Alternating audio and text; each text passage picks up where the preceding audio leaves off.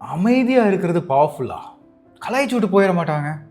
மனோஜ் அமைதியாக இருந்தனா நம்மளை தூக்கி சாப்பிட்றாங்க. மனோஜ் எப்படி தான் நீ இப்போ அமைதியாக இருக்கிறது பவர்ஃபுல்னு சொல்கிற?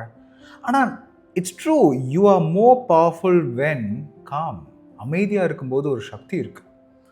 எத்தனை பேர் என்ன சொன்னாலும் என்னோட வேலையில் நான் நடக்கிறதுக்கு ஒருத்தன் ப்ரூவ் பண்ணிட்டான். அவர் யாருன்னு சொல்ல மாட்டேன், உங்களுக்கே தெரியும். பட் அதில் ஒரு பவர் இருக்குதுல்ல, உங்களுக்கு பிடிக்குது பிடிக்கல அதெல்லாம் கிடையாது. ஒரு பவர் இருக்குது அமைதியாக உன் வேலையை நீ செய்யும்போது. Celebrities are understanding this.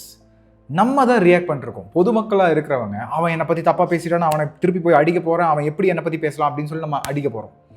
But நீ என்ன வேணால் பேசிட்டு போ, என்னுடைய இலக்கு வேறு. நீ என்ன வேணால் பேசு. உங்ககிட்ட ஆர்கியூமெண்ட் பண்ணி என்னோட டைம் வேஸ்ட் ஆகக்கூடாதுன்னு நினச்சிட்டு நீங்கள் பாட்டுக்கு நடந்து போய்கிட்டே இருந்தீங்கன்னா it's very சிம்பிள்ல.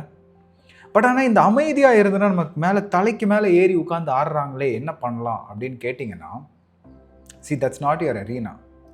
Those are not your friends. நிஜமாக சொல்கிறேன், அவங்க உங்களுடைய ஃப்ரெண்ட்ஸ் கிடையாது.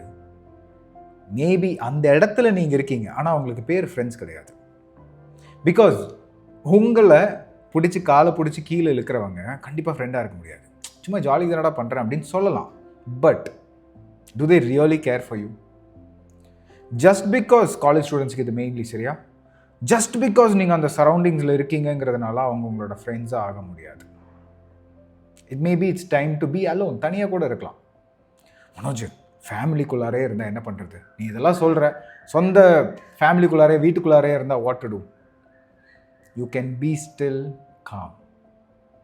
உங்களுடைய முடிவுகளை நீங்கள் எடுத்து வைக்கலாம். See, you always have a choice. I don't know what that choice is. அது ஈஸின்னு சொல்ல மாட்டேன். சாய்ஸ் இருக்குது, எப்போவுமே சாய்ஸ் இருக்குது. அந்த சாய்ஸ் ஈஸியாக இருக்கும்னு சொல்ல மாட்டேன் நான். அந்த சாய்ஸ் எடுத்து வைக்கிறதுக்கு உங்களுக்கு ஒரு பயம் இருக்கும், தடுமாற்றம் இருக்கும், எல்லாமே இருக்கும். பட் நான் ஒரே ஒரு விஷயத்த சொல்கிறேன், உங்ககிட்ட சாய்ஸ் இருக்குது, அது உண்மை. அந்த சாய்ஸ் எடுத்து வைக்கிறதுக்கு பயம்னு சொல்லுங்கள், நான் ஒத்துக்கிறேன். அந்த சாய்ஸு ஈஸி இல்லை மனோஜ்னு சொல்லுங்கள், அது நான் ஒத்துக்கிறேன். ஆனால் சாய்ஸ் இல்லைன்னு என்றைக்குமே உங்களுக்குள்ளார நீங்கள் சொல்லிடாதீங்க. எங்கேயோ பேசி எங்கேயோ போயிட்டேன். But being com is very powerful. தெளிவாக யோசிக்கணும், தெளிவாக வேலை செய்யணும்னா அமைதியாக இருக்கணும். அவசரத்தில் பண்ணுற எந்த வேலையும் உருப்பட்டதாக சரித்திரமே கிடையாது. ஆனால் அமைதியாக இருக்கும்போது I think you are connected with the godly presence. அந்த ஒரு யூனிவர்ஸ் கூட ஒரு கனெக்ட் ஆகும். ஸோ அதனால தான் நானே நிறைய நேரம் மெதுவாக பேசுகிறேன். மனோஜ் ஏன் மனோஜ் மெதுவாக பேசுகிறேன், அவசரமாக பேசு, சொல்லி வேண்டியது சீக்கிரம் முடி. I am connecting. So be calm, it's very powerful.